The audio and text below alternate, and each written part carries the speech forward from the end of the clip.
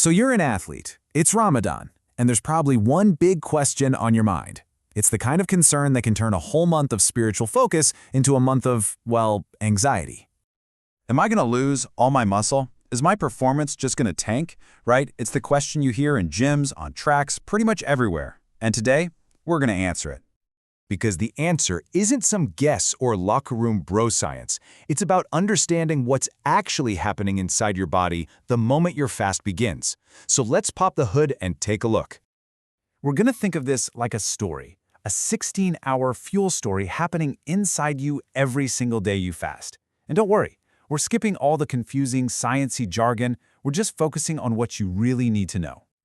Okay, picture this. Your body is like a high-tech hybrid car. It runs on two main fuels. You've got carbs, which are like your fast-burning gasoline, and you've got fats, which are like your long-lasting diesel. The goal for a smart Ramadan strategy is super simple. Use the gasoline, use the diesel, but never ever start burning the car's spare parts, your muscle, for fuel. And look, this isn't an accident. It's literally hardwired into us over thousands of years. Muscle meant survival, so our bodies evolved to protect it at all costs.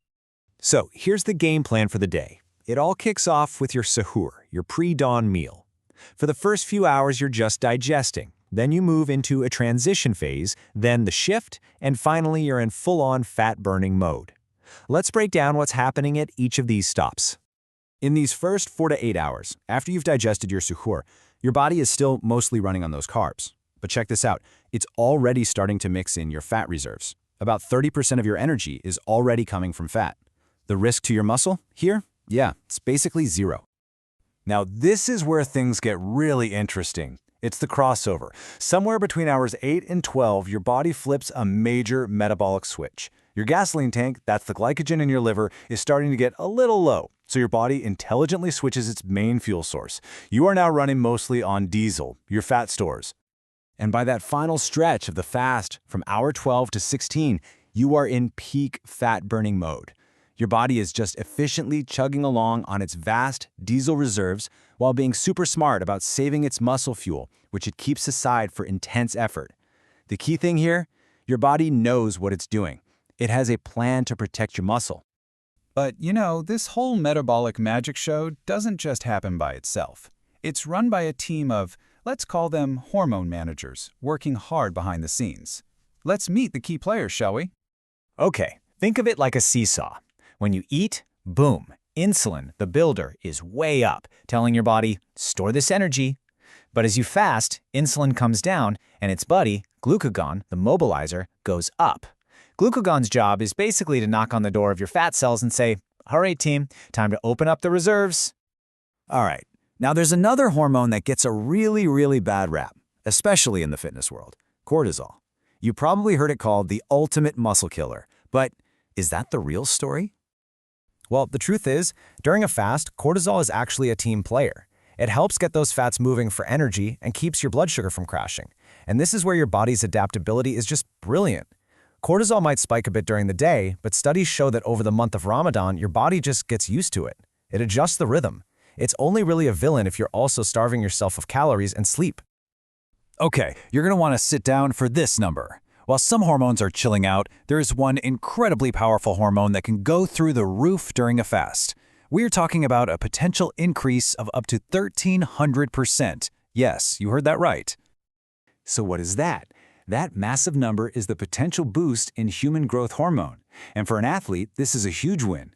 GH is amazing at protecting your muscle tissue, and it literally tells your body to burn more fat for fuel. So while you're fasting, your body is naturally cranking out more of the very thing that helps you stay strong and lean.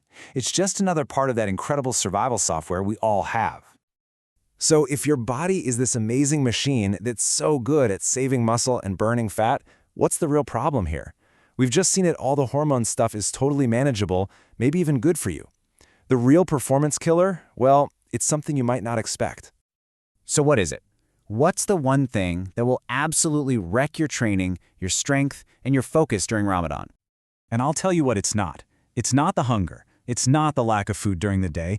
As we've just seen, your body can handle that for 16 hours, no problem. The real danger is way sneakier. It all boils down to this one little number, 1%. That's it. The real enemy, the true villain, is dehydration. Just a tiny 1% drop in your body's hydration, something you might not even notice, can cause a massive 10% drop in your performance.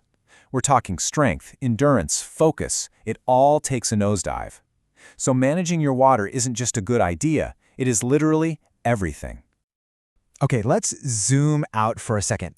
Let's stop looking at the day-to-day and look at the whole month. Your body is an incredible adaptation machine. The way you feel on day 25 is not going to be the same as day 1. It learns, it gets way more efficient. This whole 30-day journey really breaks down into 3 stages. First up, days 1 to 7, that's the shock. Yeah, you might feel a bit tired, a bit off as your body figures out what's going on. But then you hit the adaptation phase. This is where your energy starts to come back because your body's getting really good at using fat for fuel. And finally, that last week, you hit stabilization. This is the new normal. Your body is fully adapted and you can maintain your performance. Which, of course, brings us all the way back to where we started. Back to that one big question. Are you going to lose all your hard-earned muscle? Okay, let's look at what the actual science says, not the gym myths. Study after study on elite athletes observing Ramadan tells a really clear story. Professional footballers maintain their lean mass, no problem. Strength athletes, the guys most worried about this stuff, their muscle mass was stable. Elite judokas, body composition unchanged. The bottom line from all this research is pretty simple. If you get enough protein and calories overnight and you train smart, your muscle is safe. So, in the end, what this all shows us is that our bodies are way more resilient, way more adaptable than we give them credit for. They have these amazing, built-in systems to protect muscle and use fat. They can literally rewire their hormone schedules over a month. Your body adapts. So the real question isn't about your body. The question is, now that you know all this, will your strategy adapt?